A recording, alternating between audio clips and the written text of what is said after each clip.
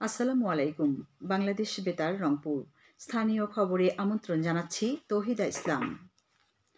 উজানের পাহাড়ি ঢলে রংপুরের তিস্তা নদীর পানি আবারও বাড়ছে। পানি উন্নয়ন বোর্ড জানিয়েছে, আজ বেলা 12টায় তিস্তা নদীর পানি কাউনিয়া পয়েন্টে সকাল 9টার চেয়ে 6 সেন্টিমিটার বৃদ্ধি পেয়ে বিপদসীমার 21 সেন্টিমিটার নিচ দিয়ে প্রবাহিত হচ্ছিল। লালমনিরহাটে তিস্তা নদীর পানি একই সময়ে ব্যারাজের ডালিয়া পয়েন্টে সকাল 9টার চেয়ে 4 সেন্টিমিটার কমে বিপদসীমার 47 সেন্টিমিটার নিচ দিয়ে প্রবাহিত হচ্ছিল। পানি প্রবাহ স্বাভাবিক রাখতে আজও ব্যারাজের সবগুলো কপাট খুলে রাখা হয়েছে। এদিকে জেলার তিস্তা তীরবর্তী বিভিন্ন এলাকায় নদী ভাঙ্গন রোধে পানি উন্নয়ন বোর্ড কাজ করে যাচ্ছে। এর অংশ হিসেবে ভাঙ্গন প্রতিরোধে ক্ষতিগ্রস্ত এলাকায় বালুভর্তি জিও ব্যাগ স্থাপনের কাজ শুরু হয়েছে। লালমনিরহাট 3 আসনের সংসদ সদস্য অ্যাডভোকেট মতিয়ার রহমান আজ সকালে সদর উপজেলার খুনিয়াগাছ ইউনিয়নের কালমাটি এলাকায় নদী ভাঙ্গন রোধে জিও ব্যাগ স্থাপন কাজের উদ্বোধন করেন। এ সময় সদর উপজেলা পরিষদ চেয়ারম্যান কামরুজ্জামান সুজন এবং পানি উন্নয়ন বোর্ডের নির্বাহী প্রকৌশলী সুনীল কুমার রায় অন্যান্যের মধ্যে উপস্থিত ছিলেন। পানি উন্নয়ন বোর্ড জানিয়েছে, এ কর্মসূচি বাস্তবায়নের লক্ষ্যে কালমাটি এলাকায় 3 কিলোমিটার অংশে 5200টি জিও ব্যাগ স্থাপন করা হবে। নদ নদীর পানি কমে যাওয়ায় কুড়িগ্রাম জেলাতে সার্বিক বন্যা পরিস্থিতির উন্নতি হয়েছে। বন্যার্ত মানুষেরা উঁচু স্থান থেকে নিজ নিজ বাড়ি ফিরতে শুরু করেছে।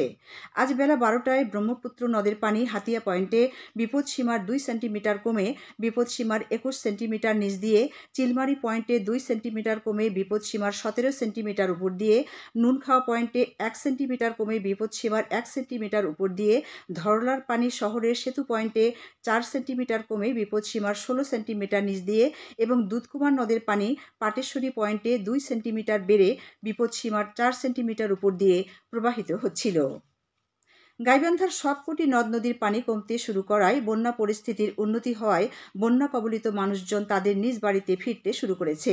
পানি উন্নয়ন বোর্ড জানিয়েছে, আজ দুপুর 12টায় ব্রহ্মপুত্র নদের পানি ফুলছড়ি পয়েন্টে সকাল 9টার চেয়ে 3 সেন্টিমিটার কমে বিপদসীমার 15 সেন্টিমিটার উপর দিয়ে প্রবাহিত হচ্ছিল।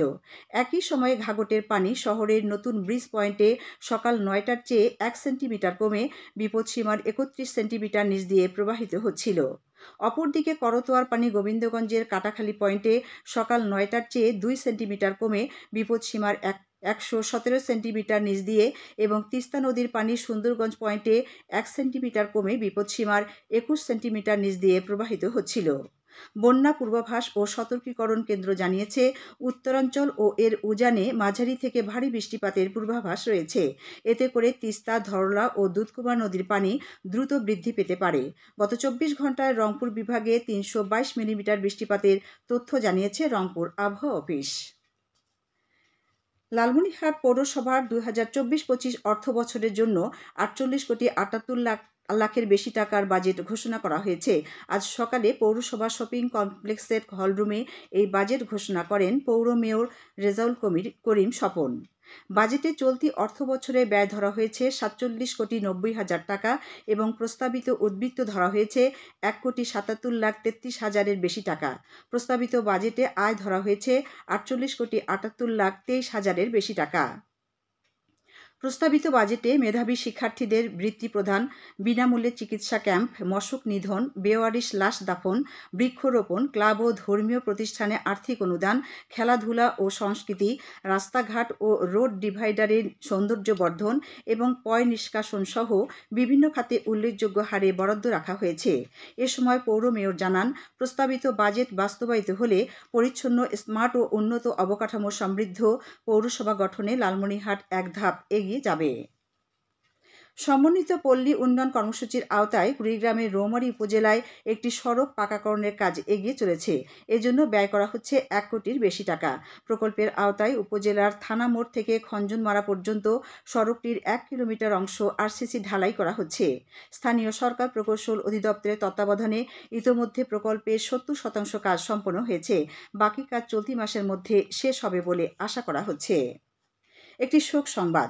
বাংলাদেশ মুক্তিযোদ্ধা সংসদ রংপুর জেলা ইউনিট কমান্ডের সাবেক ডেপুটি কমান্ডার বীর মুক্তিযোদ্ধা মতিয়ার রহমান আজ সকাল ৯টায় রংপুর মেডিকেল কলেজ হাসপাতালে চিকিৎসাধীন অবস্থায় ইন্তেকাল করেছেন। ইন্না লিল্লাহি ওয়া ইন্না ইলাইহি রাজিউন। মরহুম বীর মুক্তিযোদ্ধা মতিউর রহমানের প্রথম জানাজার নামাজ আজ দুপুরে নগরীর বড়বাড়ি বয়েজউদ্দিন স্কুল মাঠে অনুষ্ঠিত হবে। এর আগে একই স্থানে মরহুম বীর মুক্তিযোদ্ধাকে রাষ্ট্রীয় মর্যাদায় গার্ড অব অনার প্রদান করা হবে। বাদ আসর মরহুমের দ্বিতীয় জানাজার নামাজ নগরীর কেরানীপাড়া নাসিরাবাদ জামে মসজিদে অনুষ্ঠিত হবে। শেষে তার মরদেহ রাষ্ট্রীয় মর্যাদায় মুন্সিপাড়া মুক্তিযোদ্ধা কবরস্থানে দাফন করা হবে। সবশেষে আবহাওয়া। আজ সন্ধ্যে ৬টা পর্যন্ত পূর্বাভাসে বলা হয়েছে দেশের অভ্যন্তরীণ নদীবন্দরগুলোর জন্য কোনো সতর্কবাণী নেই এবং কোনো সংকেত দেখাতে হবে না। খবর শেষ হলো।